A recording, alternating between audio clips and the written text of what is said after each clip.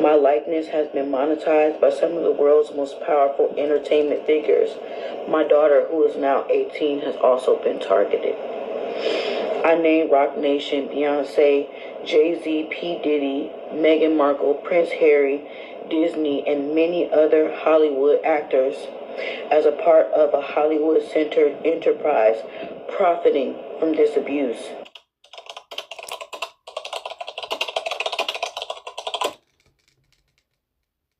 Meghan Markle, Prince Harry, Kim Kardashian, Tyler Perry, Jeffrey Epstein, Disney, and Jane and John Doe 1 through 100.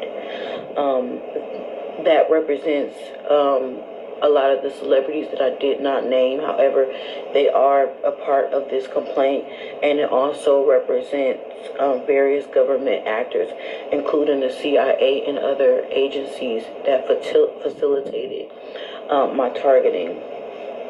My preliminary statement is I, Shaquilla Williams, bring this action as a last resort, not for money or legal victory, but to place the truth into public record. My life has been systematically dismantled by a powerful, coordinated network of celebrities, corporations, hospitals, and government actors. I believe I was placed on a government watch list after being poisoned in an Ohio hospital. That placement triggered a series of devastating abuses, identity theft, surveillance, creative and financial exploitation, and trafficking. My likeness has been monetized by some of the world's most powerful entertainment figures. My daughter, who is now 18, has also been targeted.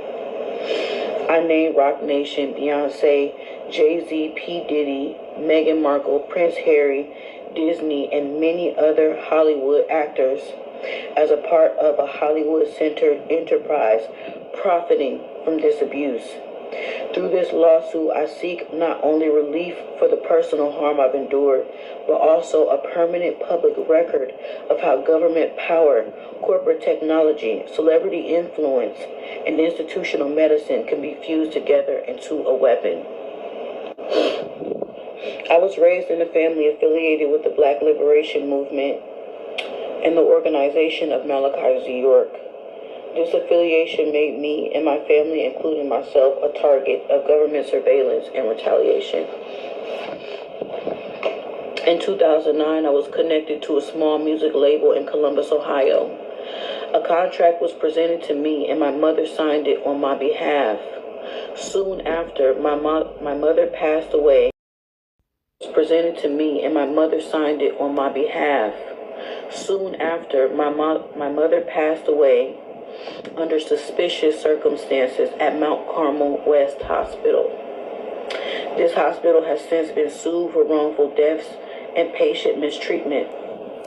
I believe my mother's death was not natural, but rather a consequence of her involvement with that contract and the larger trafficking network. After her death, I experienced a consequence of her involvement with that contract and the larger trafficking network. After her death, I experienced a series of events that led to my poisoning in hospitals, including Doctors West and OSU. My medical records from those visits were erased or altered.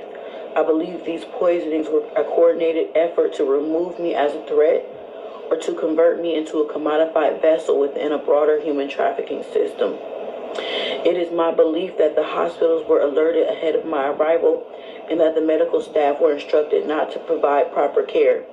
Each time I sought medical attention for symptoms of poisoning, I was either told that nothing was wrong with me or denied the necessary tests that would have confirmed what was happening to me.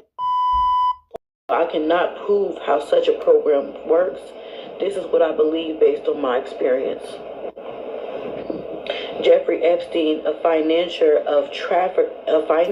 and trafficker connected to Les Wexner, has extensive ties to the Columbus, Ohio medical system. Wexner, a major funder of local healthcare institutions, including those linked to Doctors West Hospital, indirectly facilitated a network that enabled my poisoning. I believe Epstein's influence extended through Wexner's financial control of hospitals where my records were altered and my poisoning was carried out. I believe I was placed on a government watch list and labeled a black identity extremist. That label has enabled decades of covert surveillance, identity theft, creative exploitation, economic sabotage, and repeated attempts to psychologically break me. My likeness, voice, and ideas have been stolen and repackaged by celebrities and media companies. I specifically named Roc Nation and Beyonce, Disney, and others. Their works symbolically mirror and profit from the events of my life, while I have been silenced and rendered invisible. I was repeatedly followed by unknown individuals who were clearly hired to track my movements and intimidate me. These individuals would sit in cars outside my home for long hours, stand near my door and windows without explanation, and in several incidents fire guns into the air before fleeing the scene, designed to terrorize and destabilize me. I was also stalked while driving. Individuals were paid to follow me on the road, driving aggressively and attempting to run me off the road on several occasions. These dangerous acts were intended to intimidate, create constant fear, and potentially cause harm or force me into an accident. The stalking was persistent and highly coordinated. Police departments were also involved in the stalking. Officers in marked vehicles would aggressively follow me both on and off the road while I was walking or going about my daily activities. They would frequently turn on their lights and sirens directly behind me, only to drive off moments later. Police cruisers will also park outside of my home, flashing their lights into my apartments. These tactics were designed to create fear, instability, and the constant feeling of being watched and threatened. On numerous occasions, my vehicle was broken into or tampered with. These break-ins were not random. They were strategically timed to prevent me from leaving home, working, or attending important appointments. Represent a pattern of sabotage used to keep me isolated and financially dependent. Individuals entered my home while I was away and poisoned my food. These intrusions were covert and calculated, causing unexplained physical symptoms, hospital visits, and trauma. This tactic was used to inflict harm without traceable evidence. Some of my family members were also targeted. They were either threatened or bribed in efforts to turn them against me. In certain cases, relatives were pressured to participate in the spreading of false narratives or isolating me from sources of support. These tactics fractured my family ties and deepened my isolation. Those who attempted to support me or help me were themselves targeted. Some were threatened or stalked or publicly discredited. These tactics ensured that I remained isolated with no support network to escape or to expose the abuse. Defendants and their associates spread defamatory rumors about my sexual health and character within private symbolic circles. They used coded language and insider symbolism to destroy my reputation while avoiding public detection. Symbols were deliberately attached to me, symbols that only I would recognize, so that covert messages could be delivered in public forums.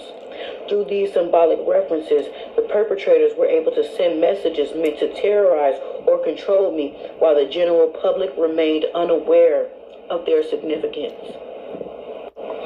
Crisis actors were hired to create and share fake viral stories that mirrored my lived experience. These staged stories were used to further psychologically destabilize me, discredit me, and deliver covert threats. These stories often went viral as part of a larger social media trend designed to ridicule, mock, or signal harm to me.